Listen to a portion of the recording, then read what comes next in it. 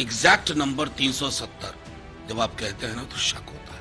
अब अगर एग्जैक्ट 370 बोल रहे हैं और एनडीए 4 तो इसका मतलब रिगिंग का कंप्लीट हो गया काम, इतना ईवीएम सेट हो गया। आदरणीय अध्यक्ष जी, अब हमारी सरकार का तीसरा कार्यकाल भी बहुत दूर नहीं है और अब की बार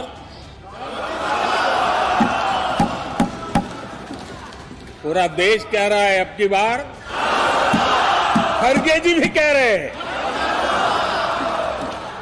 बीते सोमवार 5 फरवरी को प्रधानमंत्री नरेंद्र मोदी ने राष्ट्रपति के अभिभाषण पर धन्यवाद प्रस्ताव पर सदन को संबोधित किया। संसद के निचले सदन लोकसभा को संबोधित करते हुए पीएम मोदी ने आगामी लोकसभा चुनाव 2024 को लेकर भी बड़ा बयान दिया। पीएम मोदी ने बयान देते हुए कहा था कि हमारी सरकार का तीसरा कार्यकाल अब ज्यादा दूर नहीं है, केवल 100-125 दिन बचे हैं। इस बार एनडीए को 400 के पार सीटें मिलेंगी और बीजेपी को निश्चित तौर पर 370 सीटें मिलेंगी। पीएम मोदी के इन बयानों को लेकर आरजेडी नेता मनोज झा ने तगड़ा पलटवार किया है। मनोज झा से पहले आप पीएम मोदी ने क्या कुछ कहा था, वो बयान सुनिए। आदरणीय अध्यक्ष जी, अब हमारी सरकार का तीसरा कार्यकाल भी बहुत दूर नहीं है। ज्यादा से ज्यादा 100-125 दिन बाकी है और अब की बार पूरा देश कह रहा है, अब की बार खड़गे जी भी कह रहे हैं। लेकिन अध्यक्ष जी, मैं आमतौर पर ये आंकड़े के चक्कर में नहीं पड़ता हूं,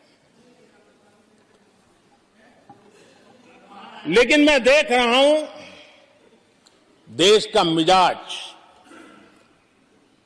एनडीए को तो 400 पार कर पाई के रहेगा। मनोज झा ने पीएम मोदी के इन दावों पर क्या कुछ कहा है, जरा वो भी सुनिए। अब अगर एग्जैक्ट 370 बोल रहे हैं और एनडीए 4 तो इसका मतलब रिगिंग का कंप्लीट हो गया काम, इतना ईवीएम सेट हो गया। मतलब देश के आप प्रधानमंत्री हैं, अब कहिए ना कि हम भारी मोहम्मद से आएंगे। एग्जैक्ट नंबर 370 जब आप कहते हैं ना तो शक होता है। अगर आप अपने वादे को ना पूरा करके भी अगर 370 लाख का सपना देख रहे हैं तो मैं समझता हूं लोकतंत्र हमारा स्वस्थ नहीं है। 14 में आप किस वादे पे आए थे? 2 करोड़ रोजगार प्रतिवर्ष। आज कितना हो जाए? 20 करोड़। अब 20 करोड़ में आपने 20 लाख दिया है क्या? मैं तो 20 करोड़ की बात नहीं करूंगा, 20 लाख दिया है क्या? नहीं। सरकारी कर्मचारियों के पेंशन का मसला हो, एक तरफ कहते हैं इतने करोड़ लोगों को गरीबी रेखा से, फिर 80 करोड़ को अनाज क्यों देना पड़ रहा है?